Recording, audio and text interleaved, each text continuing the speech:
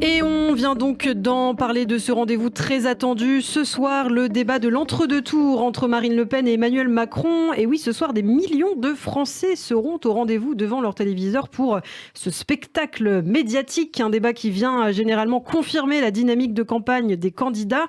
Alors, est-ce que ce débat peut faire basculer l'élection ? En tout cas, on se souvient que le discours de Marine Le Pen lors du débat de 2017 avait déçu beaucoup de téléspectateurs qui ne l'avaient pas trouvé au niveau.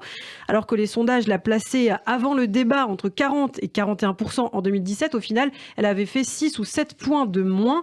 On en parle justement ce matin avec vous, Christophe. Le débat de l'entre-deux tours de l'élection présidentielle, c'est donc un moment incontournable de la Ve République. Certains échanges ont provoqué d'ailleurs de véritables points de bascule politique. Vous venez effectivement d'évoquer le débat de 2017, justement. On se souvient de la panique de Marine Le Pen au cours des 12 premières minutes de débat face à Emmanuel Macron, plus qu'entraînée sur tous les sujets. Elle s'en mêle effectivement les pinceaux et commet une première faute en confondant le dossier du rachat de SFR avec celui d'Alstom. Vous savez, il y en a un qui fait des téléphones et l'autre, ça n'a rien à voir. Il fait des turbines et du matériel industriel. Se moque alors Emmanuel Macron.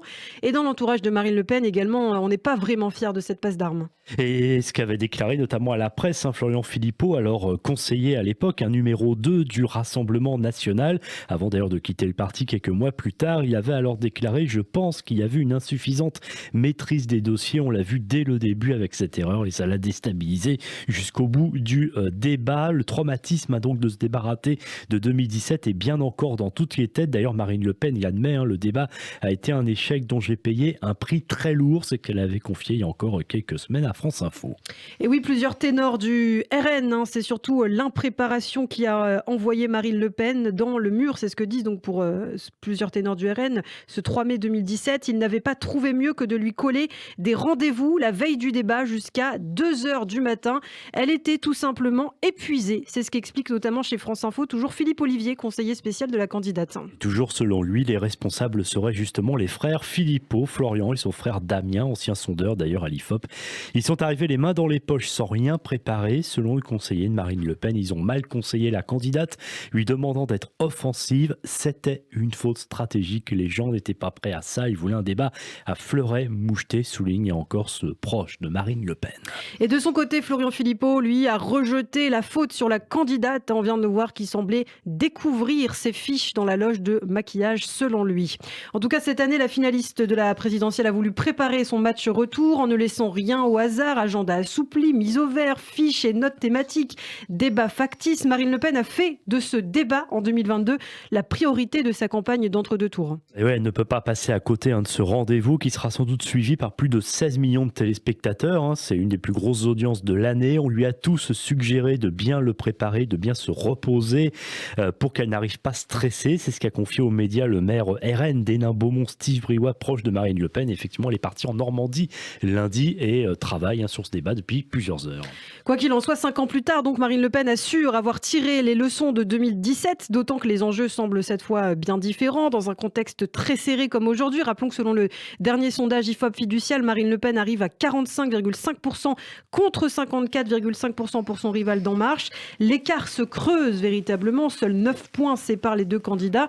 C'est pour cette raison que donc ce débat est très important, aussi bien pour Marine Le Pen d'ailleurs que pour Emmanuel Macron. Oui, et du côté justement d'Emmanuel Macron, peu d'informations filtrées sur la préparation du débat. Comme on l'a vu ces derniers jours, l'objectif du président sortant, c'est diaboliser Marine Le Pen, revenir sur ses propositions polémiques. L'objectif pour Emmanuel Macron, c'est mobiliser au sein d'un électorat qui ne lui est naturellement pas favorable. Alors dans le détail, c'est vrai, on observe déjà par exemple un meilleur report de voix sur la candidature d'Emmanuel Macron parmi les électeurs de Jean-Luc Mélenchon notamment. Ils sont désormais 37% à se déclarer prêts à voter pour lui, plus 4 points donc hier par rapport à vendredi dernier. Même si Jean-Luc Mélenchon, hier soir sur BFM TV, n'a pas appelé à voter Emmanuel Macron une fois de plus. Même son de cloche chez les électeurs de Yannick Jadot, 58%, 5 points de plus par rapport à la semaine dernière, plus 4 points pour Valérie Pécresse, 44% de ses électeurs voteront Emmanuel Macron. Et puis aussi chez Éric Zemmour, même si là c'est plus faible à 11%, seulement 2 points de plus, celui qui a appelé à voter Marine Le Pen. À 7h, plus de 9 Français sondés sur 10, 92%, selon le dernier sondage IFOP, se déclarent sûrs de leur choix. Un débat attendu ce soir sur TF1 et France 2. Les historiens se souviennent du premier match télévisé d'entre deux tours aussi entre Valéry Giscard d'Estaing et François Mitterrand. Les sondages plaçaient alors à l'époque les deux hommes au coude à coude pour la victoire finale. Et c'est le débat finalement qui a véritablement fait pencher la balance. Et oui, le tout premier effectivement de la Ve République. François Mitterrand pensait y avoir perdu l'élection de 1974. C'est ce qu'assura en effet Valéry Giscard d'Estaing dans les colonnes du Parisien il y a 10 ans, ajoutant que François Mitterrand avait avoué être déstabilisé par sa petite phrase sur le monopole du cœur, puis ne pas être très à l'aise à la télévision. Ce soir-là, j'ai perdu 300 000 électeurs, disait alors François Mitterrand. On voit donc aujourd'hui un vrai débat.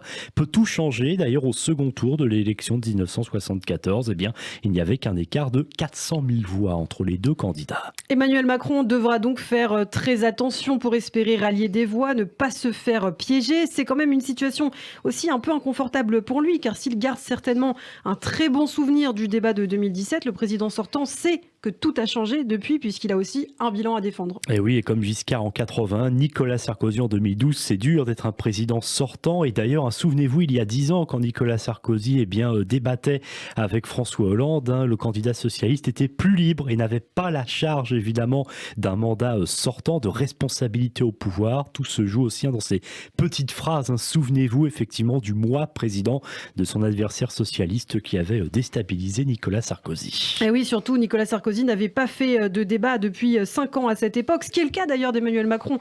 Aujourd'hui, il n'a pas fait de débat depuis 5 ans. Le président sortant va forcément se faire attaquer, il faut s'y attendre. D'ailleurs, il avait déjà été visé par sa rivale en 2017. Et à l'époque, la candidate du RN avait attaqué Emmanuel Macron sur son bilan de ministre de François Hollande. Alors malheureusement pour elle, c'était pas la bonne pioche et la bonne stratégie, puisque personne ne connaissait à ce moment-là Emmanuel Macron. Mais on l'a dit, le président sortant a un bilan, il existe un vrai fond anti-Macron, il y a un côté référendum. Alors si Marine Le Pen parvient à pointer les aspects négatifs de ce bilan, qu'elle arrive à se crédibiliser, eh bien, elle peut effectivement remobiliser un électorat et notamment attirer à gauche.